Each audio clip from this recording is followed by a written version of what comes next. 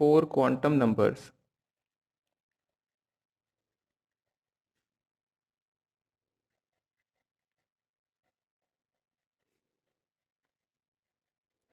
required to define an electron completely in an atom are called quantum numbers.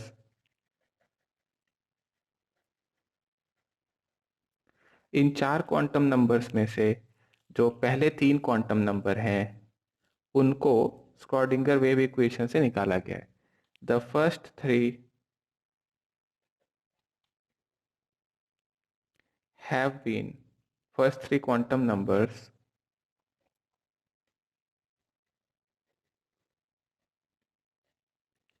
have been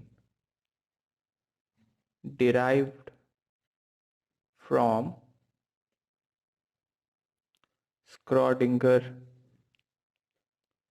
wave equation.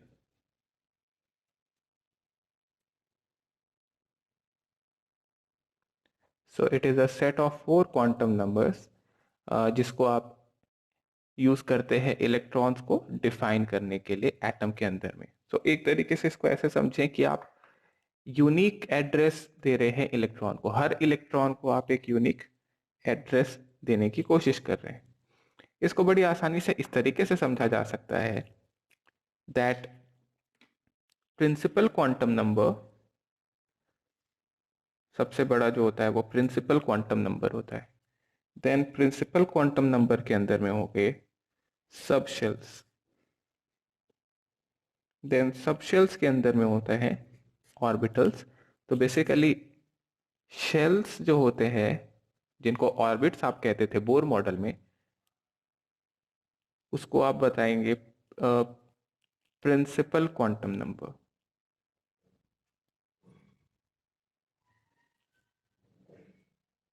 Then जो second वाला है ये बता रहा है सब शेल्स के बारे में. सब शेल्स की जानकारी मिलती है हमें एजिमुथल क्वांटम नंबर से.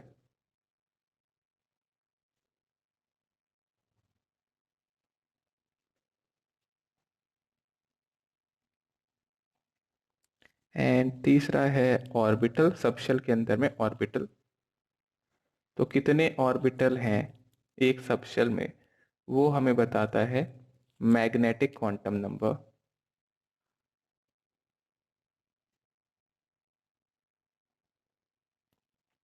और फिर एक ऑर्बिटल के अंदर में 2 इलेक्ट्रॉन होंगे. तो आपने हर इलेक्ट्रॉन का यूनिक एड्रेस देने के लिए क्वांटम नंबर का यूज करना है. ऐसे समझो कि लेट से आपको कोई लेटर आना है, चिट्ठी, लेटर. तो लेटर में क्या क्या चीजें होनी चाहिए? पहले तो आपका नाम होना चाहिए, फिर आपका घर कहाँ पे है, हाउस नंबर. फिर हाउस कहाँ पे है? तो आपका हाउस है किसी कॉलोनी में या किसी एक इलाके पे, तो वो इलाका जो होगा उसके बारे में बताएंगे आप. फिर वो कॉलोनी किस डिस्ट्रिक्ट में है वो बताएंगे, डिस्ट्रिक्ट कौन से स्टेट में है वो बताएंगे, और स्टेट कौन से कंट्री में है वो बताएंगे. तो आपका यूनिक एड्रेस पे अगर मेरे को लेटर भेजना है तो मुझे नाम, house, colony, district, state, country. तो बेसिकली क्या किया आपने, एक कंट्री के अंदर में एक स्टेट है, उस स्टेट के अंदर में एक डिस्ट्रिक्ट है, उस डिस्ट्रिक्ट के अंदर में एक इलाका है, एक गली है, उस गली के अंदर में एक घर है. अब घर में 4 लोग रहते हैं, तो उस घर में कौन सा वाला, तो वो पर्टिकुलर नेम वाला आदमी जो है उसको. तो आपको अगर लेटर भेजना है तो मुझे कंट्री, कंट्री के अंदर में स्टेट, स्टेट के अंदर में डिस्ट्रिक्ट, डिस्ट्रिक्ट के अंदर में हाउस नंबर, हाउस नंबर के अंदर में वो 4 आदमी जो थे उनमें से किसके लिए चिट्ठी भेजनी है. तो आपने यूनिक एड्रेस देने के लिए इस तरीके से यूज किया. उसी तरीके से किसी एक एटम के अंदर में इलेक्ट्रॉन्स का अगर यूनिक एड्रेस देना है तो आपको 4 क्वांटम नंबर्स को यूज करना पड़ता है, जिससे आप हर इलेक्ट्रॉन को अलग अलग एड्रेस दे सकते हो, अलग अलग तरीके से डिफाइन कर सकते हो एक तरीके से। सो ये हो गया हमारा क्वांटम नंबर्स का बेसिक डेफिनेशन। अब हम पहला क्वांटम नंबर शुरू करेंगे। नोट कर लिया यहां तक हमने?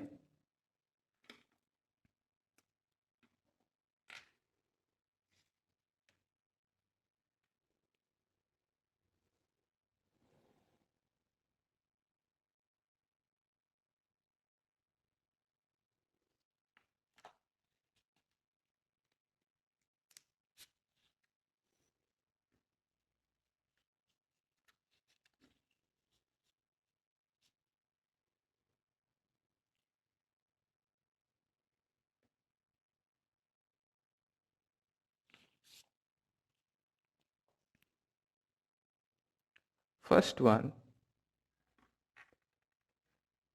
is principal quantum number.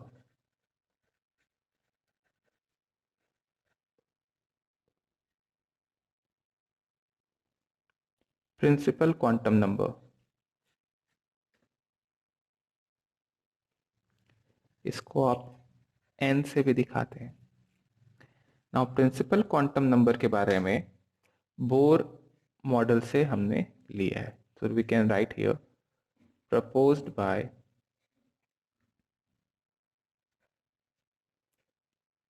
Bore.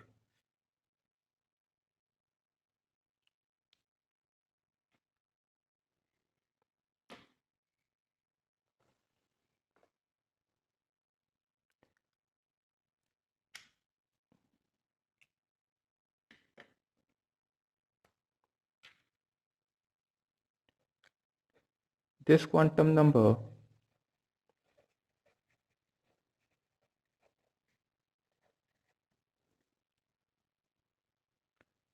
describes the size and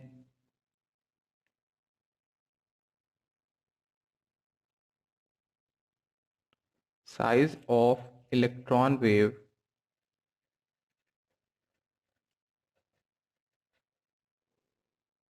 and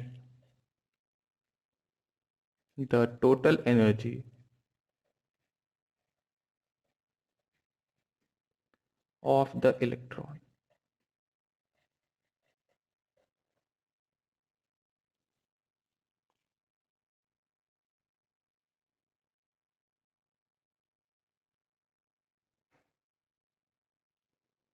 So इसके अंदर में सिर्फ इंटीजर वैल्यू हो सकती है। इट हैज या it can take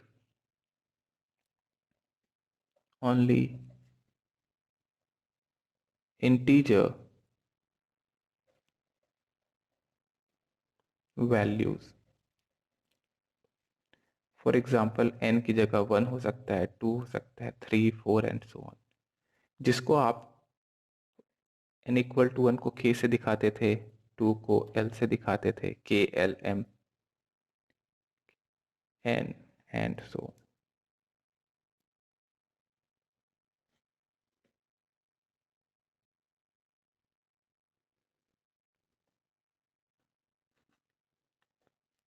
The number of subshell present in a shell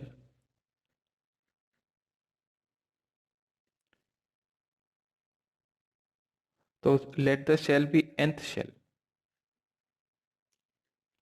तो nth shell में कितने सब शेल होंगे उसके लिए हम देख सकते हैं that this is given by number of subshell present in the nth shell is given by n square।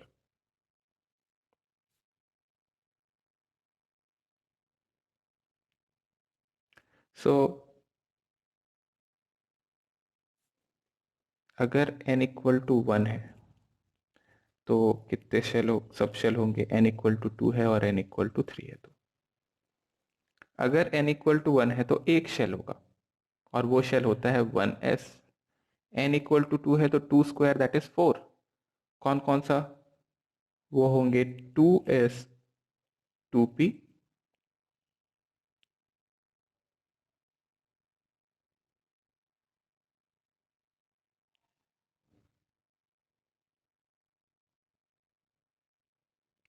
एक मिनट रुको। Number of subshells is given by, okay number of orbitals का हो जाएगा ये। नंबर ऑफ शेल्स, सबशेल्स को n कर लो। Number of subshells present in a shell is given by n।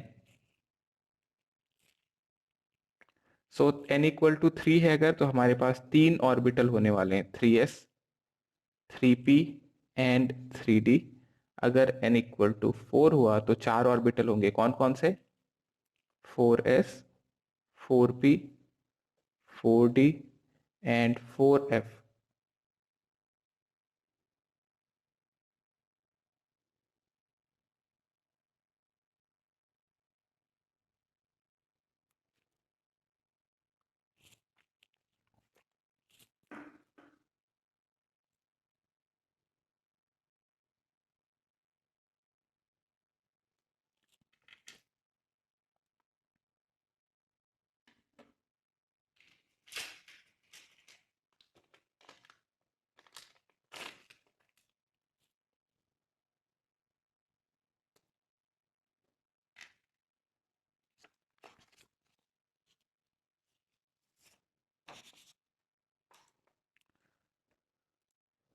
Number of orbitals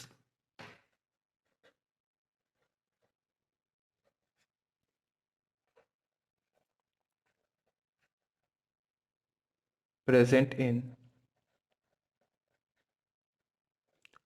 nth shell is given by n square. Also, एक orbital में 2 electron हो सकते हैं, तो आप ये कह सकते हैं number of electron present in nth shell equals to 2n square।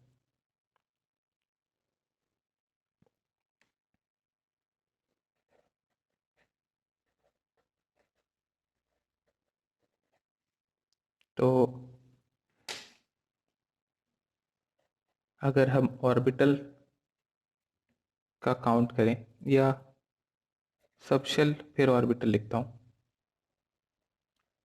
Subshell orbital and electrons.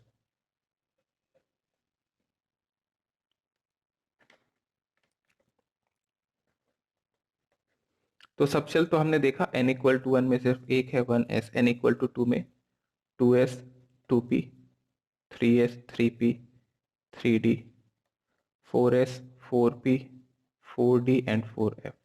Number of orbitals अगर हमें चाहिए तो देखो n स्क्वायर, तो यहाँ ऑर्बिटल आ जाएगा एक। n इक्वल टू 2 में कितना होगा? 2 स्क्वायर दैट इज 4। जरा काउंट करो। s और s सबशेल में एक ऑर्बिटल s ऑर्बिटल, p में 3, 3 और 1 4। देखो n इक्वल टू 3 में आ जाना चाहिए 9। काउंट करो, s में 1 p में 3 d में 5। देन 4 में 16, f में 7 d में 5 p में 3 एंड s में 1। नंबर ऑफ इलेक्ट्रॉन, एक ऑर्बिटल में 2 इलेक्ट्रॉन, तो यहाँ आ जाएंगे 2, यहाँ हो जाएगा 8 18 एंड 32।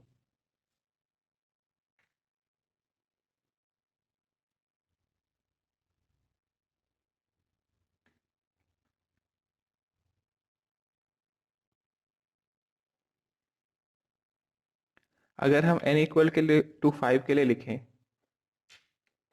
तो ये हो जाता है 5s 5p 5d and 5f। इसके हिसाब से कितना होना चाहिए? 5f and 5g, right. तो उसके हिसाब से ऑर्बिटल कितने होने चाहिए? 550 नहीं 25, 25 और यहाँ पे 50। थ्योरेटिकली ऐसा आना चाहिए, बट जवाब ये है कि this is wrong and this is also wrong.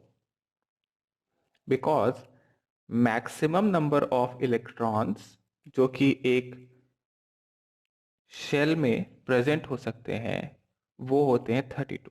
लिख लो इस पॉइंट को।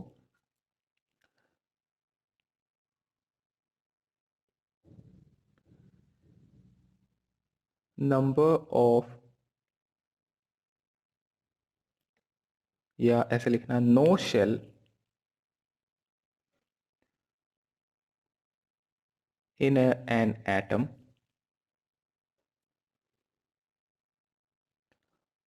known can have more than 32 electrons. So maximum there can be 32 electrons. That means n equal to 5 में अगर 50 आ रहा है तो जवाब होना ये चाहिए कि इसके अंदर 32 ही होने वाला है electrons. So we have 118 118 atoms. कोई भी ऐसा एटम नहीं है जिसमें एक शेल के अंदर में 32 से ज्यादा इलेक्ट्रॉन देखने को मिलेगा। Then last point, angular momentum.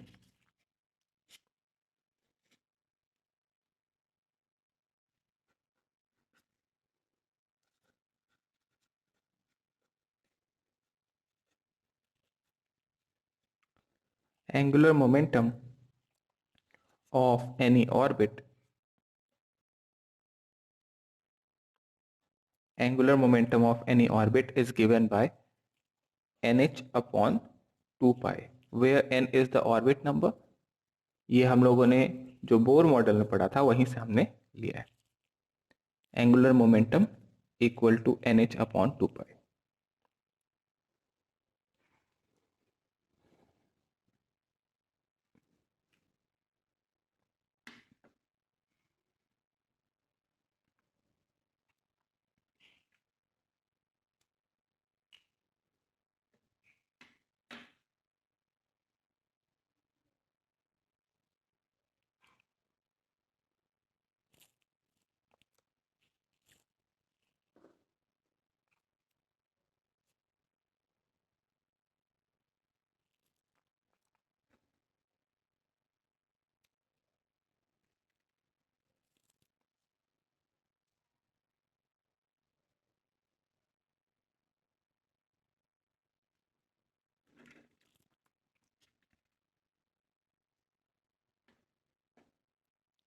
अगला लिखिएगा, सेकेंड क्वांटम नंबर लिखेंगे हम।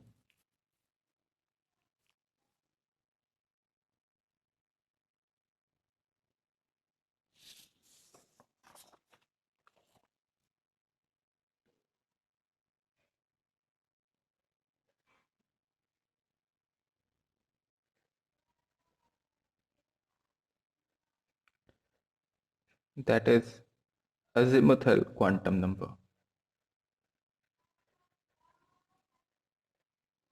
अजीमुथल क्वांटम नंबर को L से दिखाते हैं, and this is proposed bye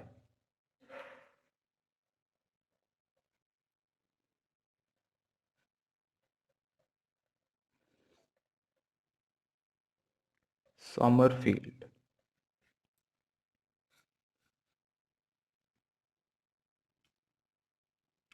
अब अजीमुथल क्वांटम नंबर जो है वो हमें सबशेल्स की जानकारी देगा। सो लिख लो,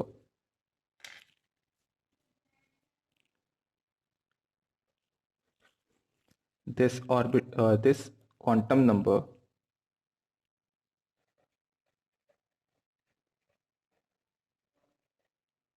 is related to shape of electron cloud, that is subshell, and energy of electron into a subshell.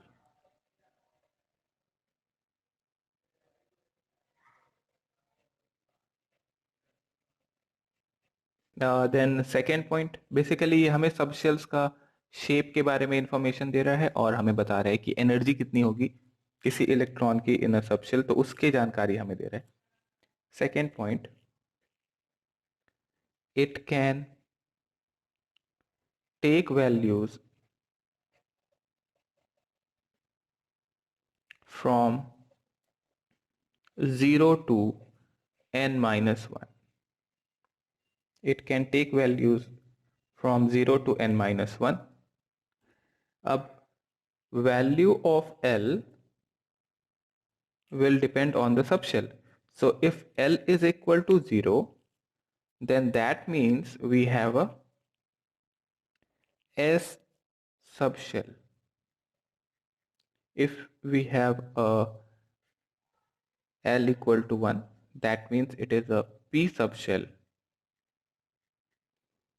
If L equal to 2, then it is a D subshell. And if L equal to 3, then we have a F subshell.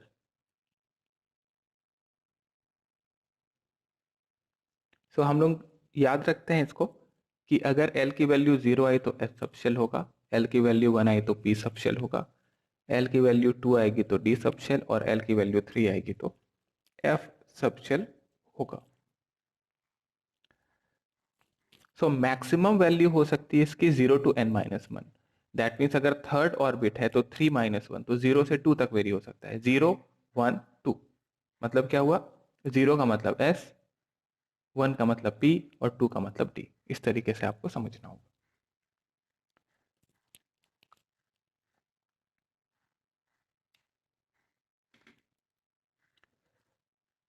So total number of orbitals in a subshell.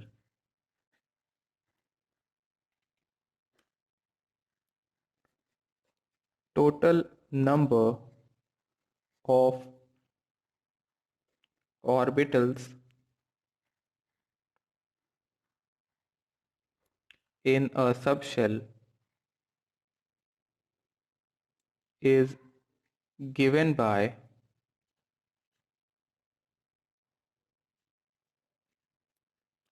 two L plus 1. Total number of orbitals in a subshell is given by 2L plus 1. So for example, if we have L equal to 0,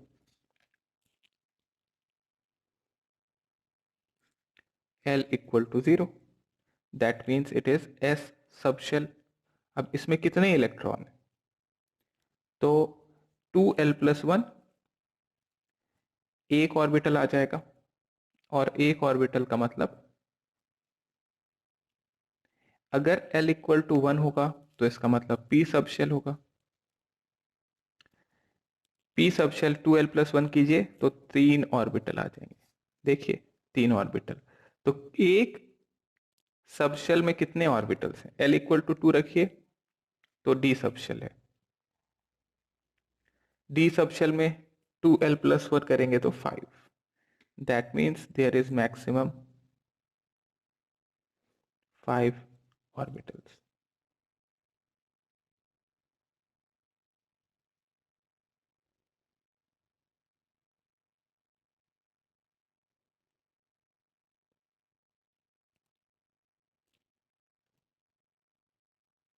इसी तरीके से F में बताओ कितने orbital आने वाले हैं.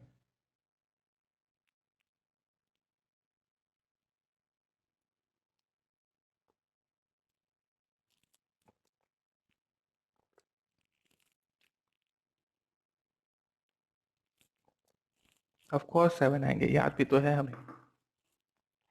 तो F के लिए 3 हो जाएगा. 3 into 2 plus 1 that is 7.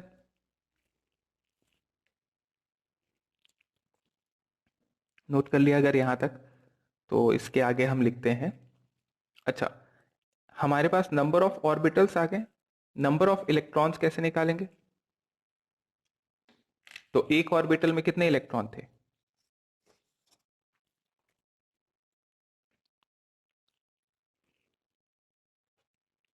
maximum number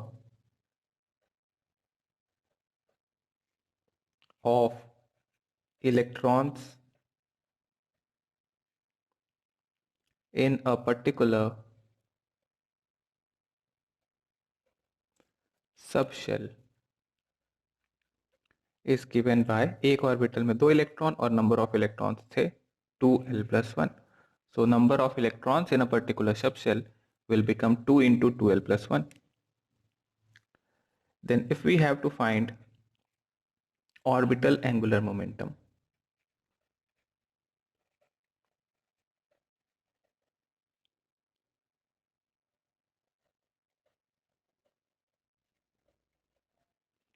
orbital angular momentum, तो ऑर्बिटल एंगुलर मोमेंटम जो है उसको एल से दिखा रहे हो आप. देखो फॉर्मूला आपको याद रखना है, h/2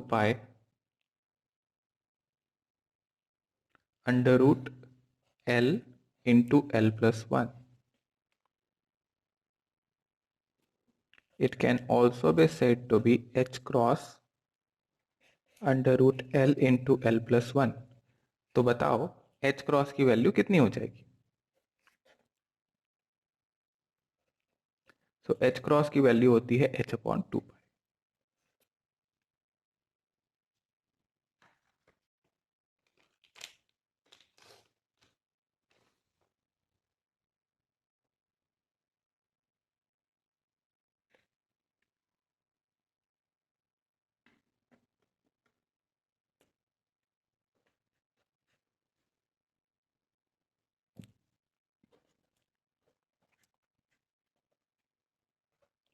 Find the angular momentum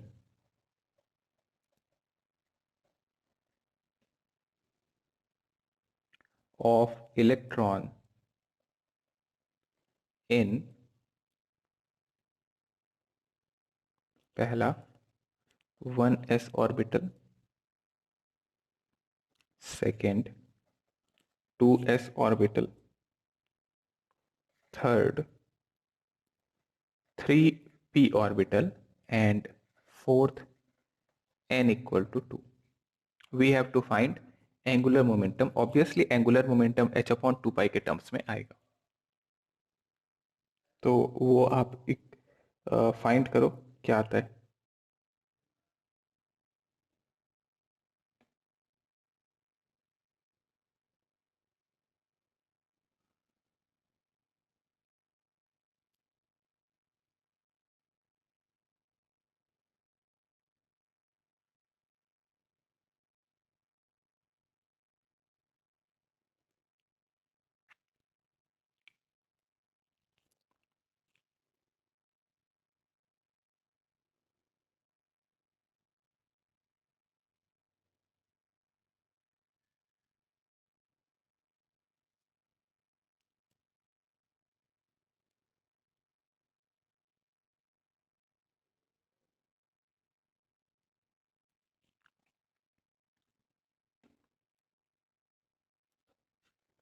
so 1s orbital के लिए एंगुलर मोमेंटम हो जाएगा h/2 √L into l+1. s orbital के लिए l की वैल्यू 0 होती है, तो 0 + 1 that comes out to be. For 2s orbital h/2 √L into l+1. Again L की वैल्यू s ऑर्बिटल के लिए कितनी आएगी? थर्ड वन 3p ऑर्बिटल, सो h/2 √L l+1. p के लिए L की वैल्यू हो जाएगी 1 1 + 1 √2 h/2 that is h/√2 into pi. And D, now D option में देखें तो आपको सिर्फ प्रिंसिपल क्वांटम नंबर n की वैल्यू दे रखी है, अजीमुथल क्वांटम नंबर की वैल्यू नहीं दे रखी. इसका मतलब n = 2 के लिए निकालना है. तो n = 2 के लिए मैं करूंगा कि ऑर्बिट दिया है तो mvr = nh/2 that means angular momentum हो जाएगा 2h/2 that is equal to h upon pi.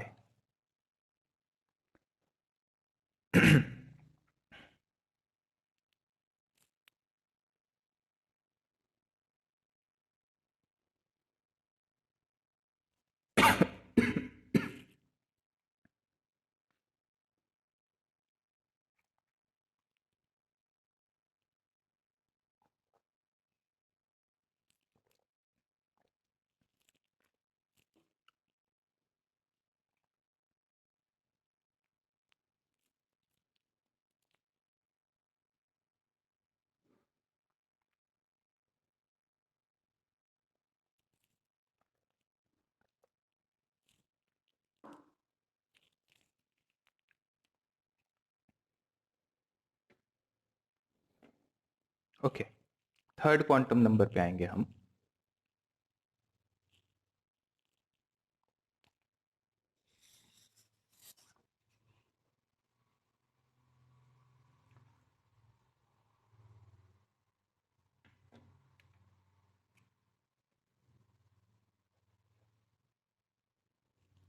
Magnetic quantum number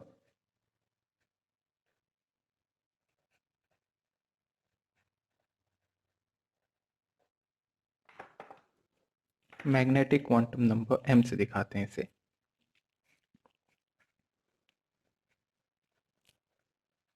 proposed by Lande. Now magnetic quantum number जो है वो हमें बताता है कि ऑर्बिटल्स किस डायरेक्शन में है। ओरिएंटेशन कहते हैं डायरेक्शन को।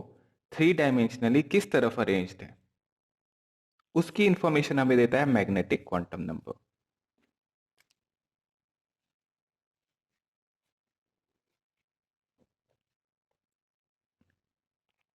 लिखो, it describes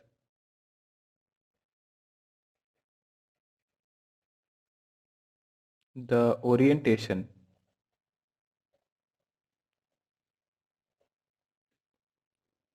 of orbitals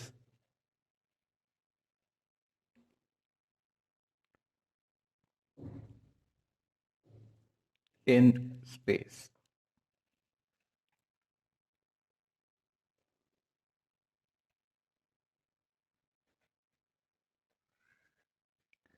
It can have values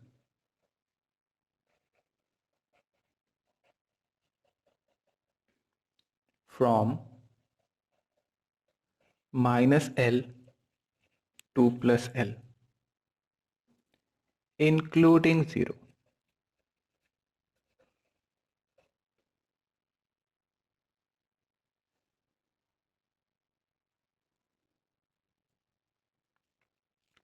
इसको ऐसे समझें।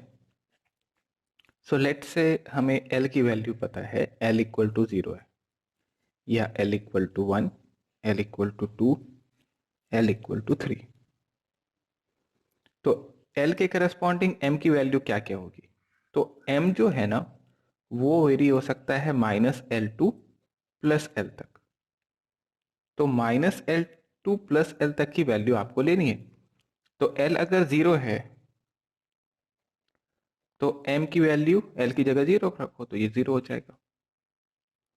अगर L की वैल्यू 1 है तो आप वैल्यू लिख सकते हैं -1 टू +1, साथ में 0 भी हो सकता है। तो M वेरी होगा, देखो -1 तक से 0 +1। L इक्वल टू 2 रखो तो -2 से +2, इसका मतलब -2 -1 0 +1 एंड +2, सिर्फ इंटीजर वैल्यूज।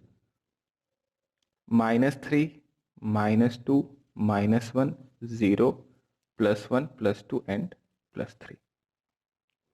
अब ये जो m की वैल्यू है, जैसे m की एक वैल्यू आई तो इसका ये मतलब हुआ कि इस ऑर्बिटल में, जो कि s ऑर्बिटल था, इसमें सिर्फ एक ओरिएंटेशन पॉसिबल है, s ऑर्बिटल जो कि स्फेरिकल था, जो सिर्फ एक ही डायरेक्शन में था। L इक्वल टू 1 था, इसका मतलब p ऑर्बिटल था। p ऑर्बिटल में तीन ओरिएंटेशन थे। तीन ओरिएंटेशन का मतलब समझें कि तीन अलग अलग डायरेक्शन में अरेंज्ड हैं। जैसे एक था px, जो एक्स एक्सिस के अलोंग था, पी वाई पी जेड। जरूरी नहीं है एक्सिस के अलोंग होना चाहिए, आपको सिर्फ ये इंफॉर्मेशन दे रहा है कि ओरिएंटेशन कितनी है, किधर है कौन सा ओरिएंटेशन, ये आपको यहां से नहीं पता चल रहा। That is that is found out from the Schrodinger wave equation. इससे आपको सिर्फ ओरिएंटेशन कितने हैं ये पता चल रहा है, कितने आपके पास अलग अलग डायरेक्शन में होंगे। तो आप ये कह सकते हैं जितने ऑर्बिटल मिल रहे हैं उतने ओरिएंटेशन। अब देखो तीन वैल्यू थे यहाँ पे, L equal to 2, that means d orbital, and in d orbital there are 5 different values of m। तो 5 वैल्यूज ऑफ m है, इसका मतलब 5 ओरिएंटेशन होने चाहिए। तो ये जो 5 ऑर्बिटल्स आएंगे, ये पांचों ऑर्बिटल्स अलग अलग डायरेक्शन में होंगे या अलग अलग ओरिएंटेशन में होंगे। Then there is f orbital. f orbital में आते हैं 7 ओरिएंटेशन, क्योंकि m की 7 वैल्यूज हैं।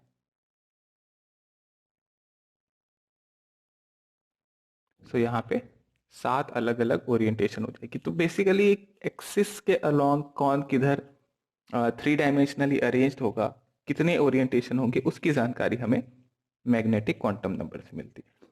ऑल्सो इसमें जब आप देखेंगे तो अगर मुझे पूछा जाए यहाँ m की वैल्यू कितनी थी, तो आप यहाँ लिख दोगे 0। p में देखो तो -1 होगा, एक का 0 होगा, एक का +1 होगा। इधर -2 -1 0 +1 एंड +2, -3 -2 -1 0 +1 +2 एंड +3। तो हर ऑर्बिटल का अलग अलग m का वैल्यू हो जाता है।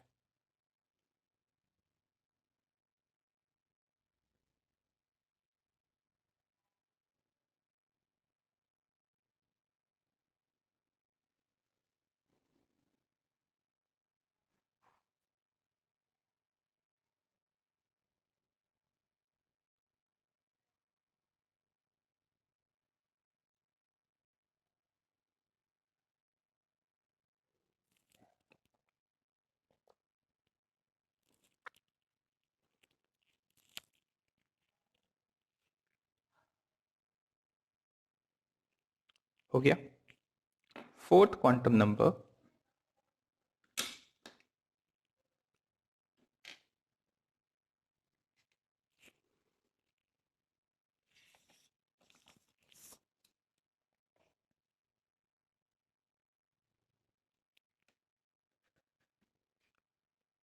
is spin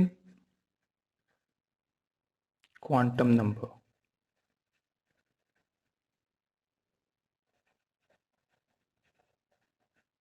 spin quantum number को S से दिखाते हैं।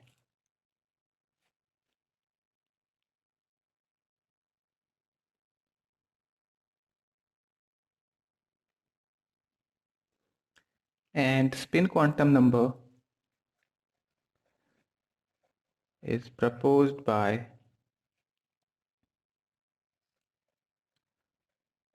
Samuel Goldsmith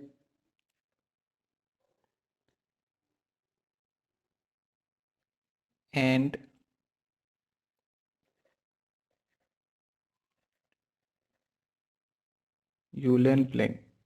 Uhlenbeck।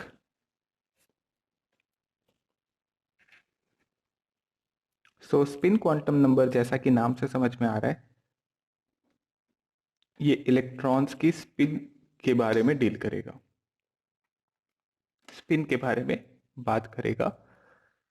तो इलेक्ट्रॉन्स की दो तरीके की स्पिन हो सकती है।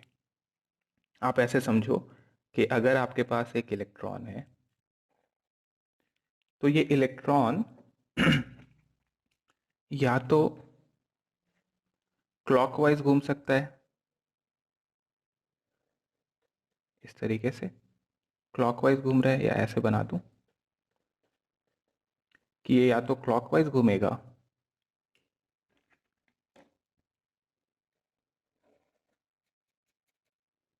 या फिर एंटी क्लॉकवाइज घूमेगा। सो स्पिन कैन बी क्लॉकवाइज और एंटी क्लॉकवाइज। इसको बताने के लिए, या ऐसे समझो इलेक्ट्रॉन जो है वो तो न्यूक्लियस के जो एटम के अंदर में न्यूक्लियस के चारों तरफ मूव कर रहा है, इसके अलावा इलेक्ट्रॉन अपने एक्सिस पे भी मूव कर रहा है। अपने एक्सिस पे जो स्पिन है उसको दिखाने के लिए स्पिन क्वांटम नंबर यूज करते हैं। जैसे कि आप देखो, सन के चारों तरफ अर्थ घूम रहा है, तो ये तो एक हुआ कि अर्थ रिवॉल्व कर रहा है, लेकिन अर्थ अपने एक्सिस पे स्पिन भी कर रहा है। अर्थ के स्पिन होने की वजह से डे और नाइट होते हैं, दिन और रात होता है। और ये सन के चारों ओर जो घूम रहा है इसकी वजह से वेदर चेंज होता है, समर विंटर इस तरीके का। तो स्पिन क्वांटम नंबर हमारा इलेक्ट्रॉन का एक्सिस के अबाउट स्पिन को दिखा रहा है। तो दो तरीके के एक्सिस के अबाउट स्पिन देखने को मिलते हैं इलेक्ट्रॉन। या तो इलेक्ट्रॉन क्लॉकवाइज घूम रहा होगा अपने एक्सिस के अबाउट, या एंटी क्लॉकवाइज घूम रहा होगा। तो इसको दिखाने के लिए स्पिन क्वांटम नंबर आता है। अब ये जो स्पिन क्वांटम नंबर है स्क्रॉडिंगर वेव इक्वेशन से नहीं आ रहा था, ये अलग से ऐड किया बाद में। तो लिख लीजिएगा पहला बात, that this quantum number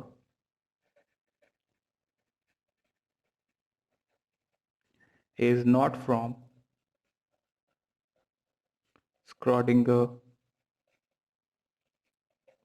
wave equation and was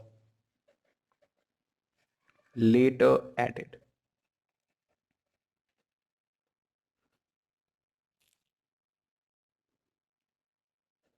This quantum number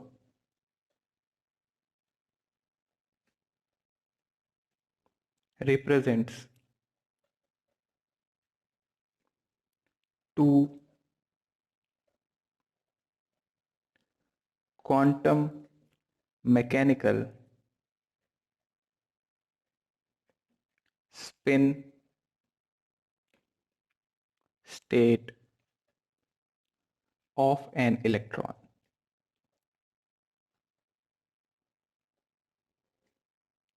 And it can take values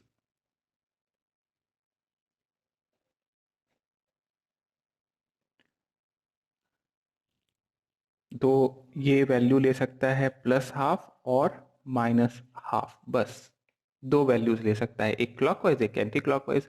ध्यान रखना, कौन सा क्लॉकवाइज है कौन सा एंटी क्लॉकवाइज है ये डिफाइन नहीं किया है, बस एक क्लॉकवाइज का है एक एंटी क्लॉकवाइज का है। कौन सा क्लॉकवाइज कौन सा एंटी क्लॉकवाइज इसके बारे में जानकारी नहीं है, या इसके बारे में डिफाइन ही नहीं है।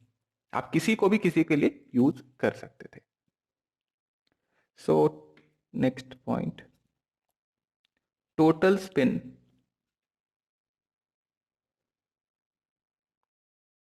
in an atom या in an element is given by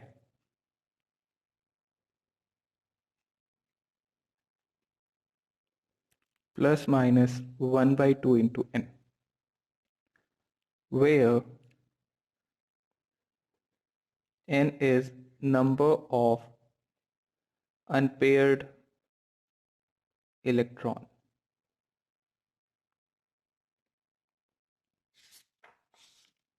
So let's say for example हमारे पास एक ऑर्बिटल, एक एटम के अंदर में इस तरीके से 3 अनपेयर्ड इलेक्ट्रॉन है, और मुझे पूछा जाए इस एटम के अंदर में टोटल स्पिन कितना है, तो मैं कहूंगा कि स्पिन जो होता है ना वो होता है ±1/2 इंटू एन, और यहाँ एन की वैल्यू थी 3, तो स्पिन आ जाएगा ±3/2।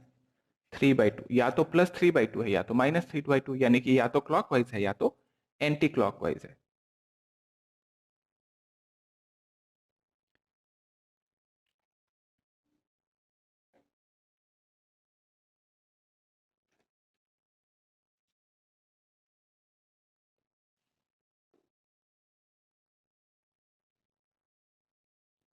स्पिन मैग्नेटिक मोमेंट,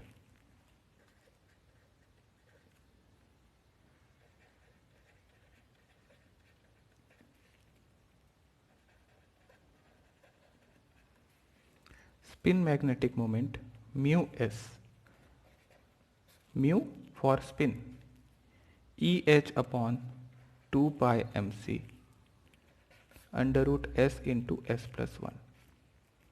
और जो फॉर्मूला हम लोग यूज करने वाले हैं, mu under root n into n+1, नहीं n+2 करिएगा, n into n+2 Bohr magneton, where n is the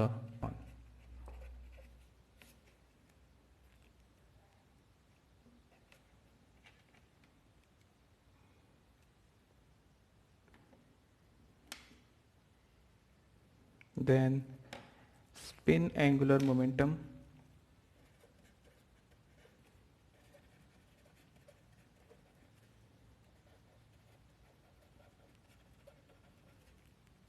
equals to h upon 2 pi under root s into s+1.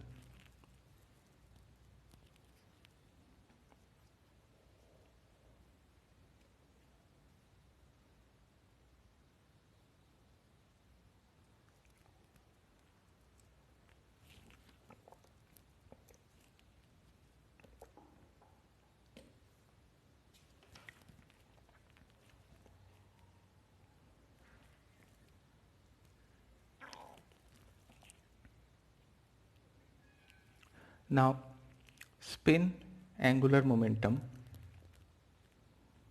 में ये एक इलेक्ट्रॉन का स्पिन है और यहाँ पे स्पिन की वैल्यू हमेशा आपको हाफ लेनी है, ऑलवेज।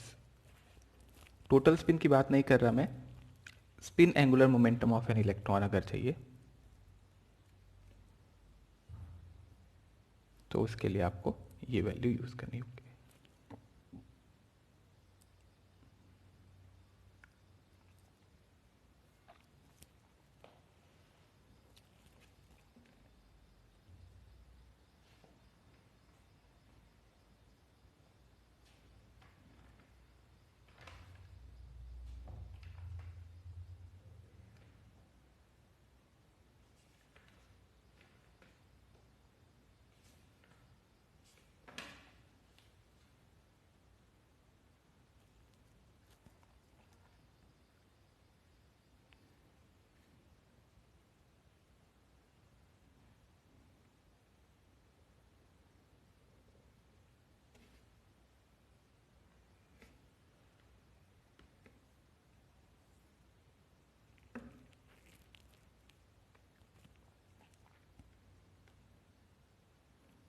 नोट कर लिया हमने यहां तक।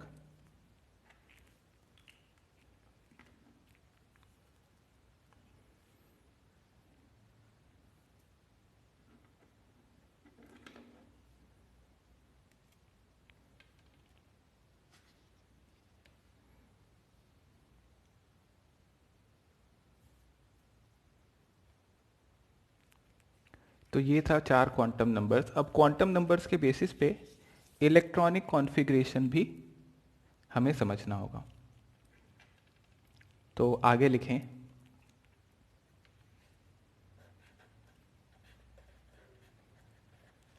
Electronic configuration.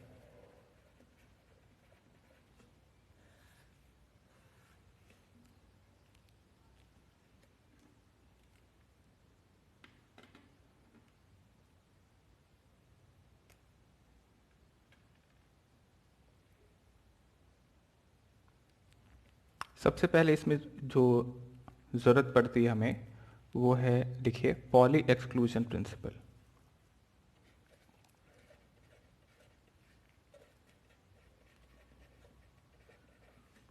Poly exclusion principle.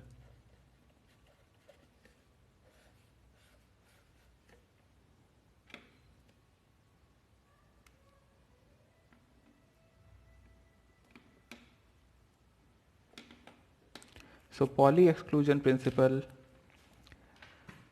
हमें ये बता रहा है कि एक एटम के अंदर में कोई भी दो इलेक्ट्रॉन्स का चारों के चारों क्वांटम नंबर सेम नहीं हो सकते। दैट मीन्स दो इलेक्ट्रॉन्स में अगर 3 क्वांटम नंबर सेम हो गए तो फोर्थ क्वांटम नंबर डिफरेंट होना ही पड़ेगा। सो no two electrons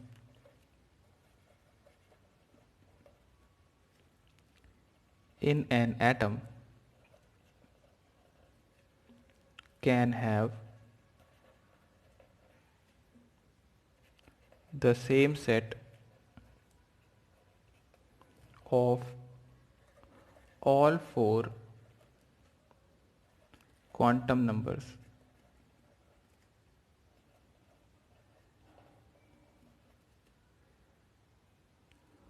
और यहां से हम समझते हैं that is an orbital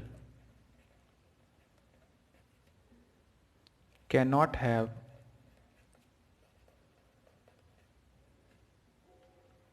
more than two electrons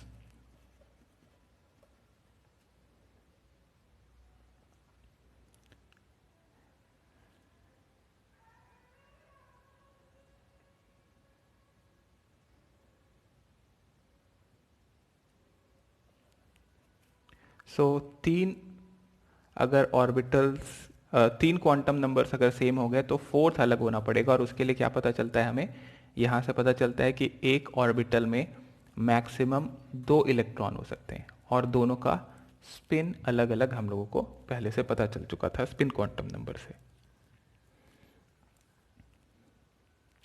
also the spin must be in opposite direction.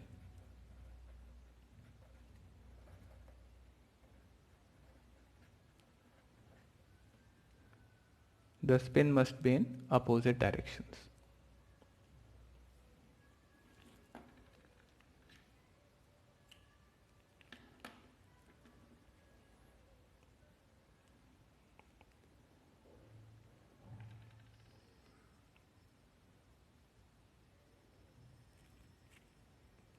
Then second लिखेंगे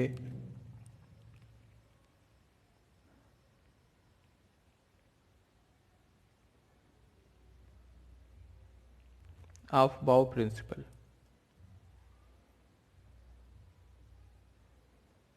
ओके, सो यहाँ से ही तो पता चला हमें दैट इलेक्ट्रॉन्स का स्पिन अलग अलग आता है।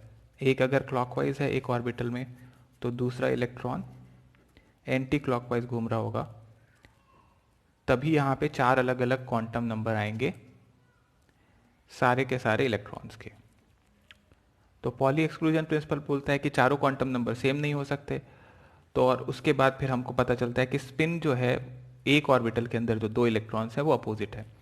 इसी वजह से आप देखो एक को आप ऊपर की तरफ एरो से दिखाते हो, एक को नीचे की तरफ एरो से, ये बताने के लिए कि एक का अगर स्पिन क्लॉकवाइज है तो दूसरे का एंटी क्लॉकवाइज है। कौन सा क्लॉकवाइज कौन सा एंटी क्लॉकवाइज ये नहीं कहता है, बट दो अपोजिट स्पिन होंगे यहां तक कह रहे हैं। आगे लिखेंगे हम ऑफबाउ प्रिंसिपल।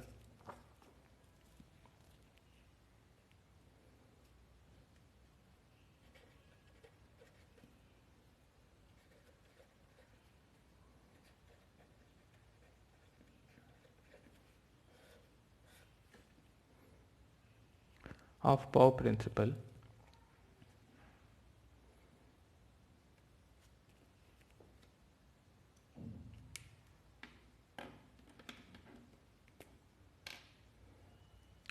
इसका मतलब होता है, ऑफ बाउ का मतलब होता है बिल्डअप। तो अपना एटम के अंदर में इलेक्ट्रॉन्स का बिल्डअप कैसा है इसके बारे में बता रहे हैं। तो ये कहता है that electrons are progressively filled into the orbitals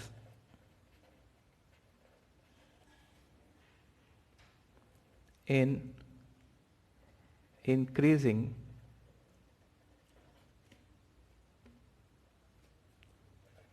order of energy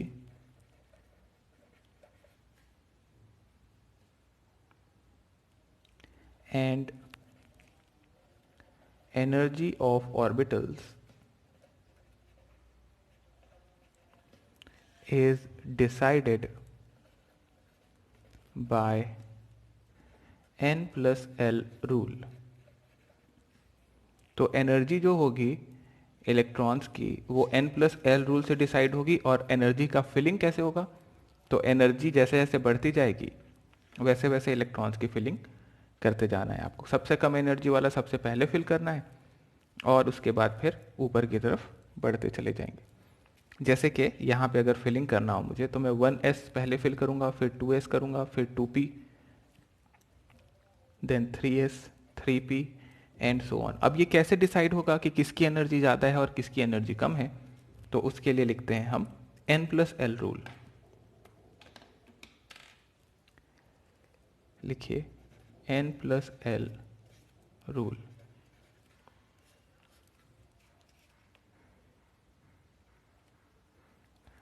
So the orbitals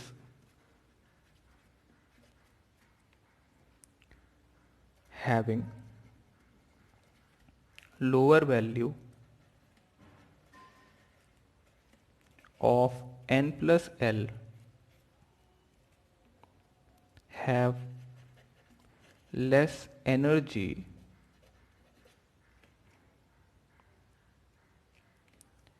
and are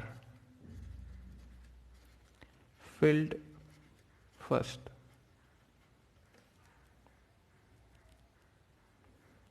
so example के लिए अगर आपके पास 3D है और 4s है तो आपने n+l चेक कर लेना है। n क्या है? Principal quantum number. l है अजीमुथल क्वांटम नंबर। तो यहाँ है 3, d के लिए हो जाता है l की वैल्यू 2, n की वैल्यू 4, s के लिए l की वैल्यू 0, तो ये आ जाता है 5 और ये आ जाएगा 4। तो आप ये कह सकते हो कि 3D और 4s में 4s की एनर्जी कम थी। तो आप 4s पहले फिल करोगे और उसके बाद फिर 3D फिल करोगे। तो 4s में पहले इलेक्ट्रॉन आएंगे, फिर 3D के अंदर में इलेक्ट्रॉन्स फिल किए जाएंगे। कम एनर्जी वाला पहले फिल करना है। ये था फर्स्ट पॉइंट n+l रूल का।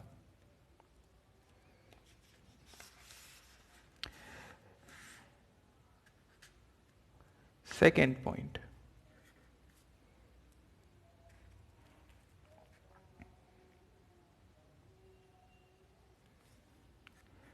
if for two orbitals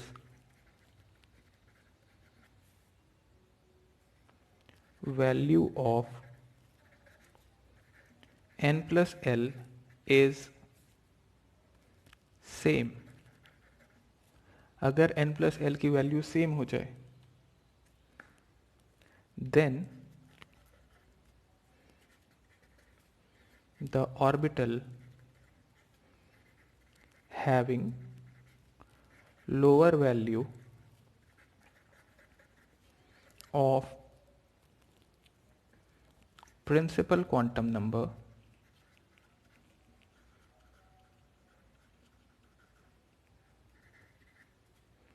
n have lower energy and is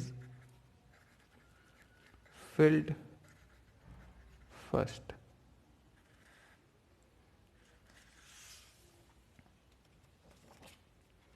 अगर दो ऑर्बिटल्स के लिए n+l की वैल्यू सेम हो जाए तो फॉर एग्जाम्पल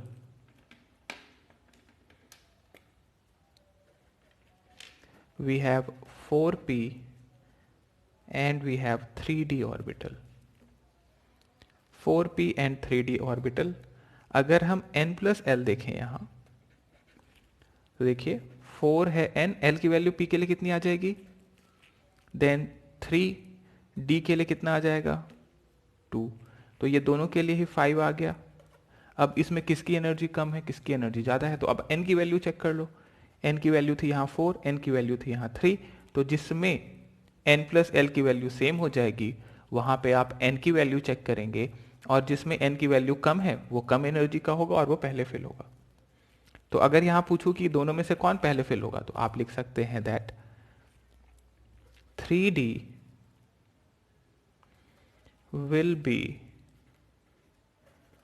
filled first।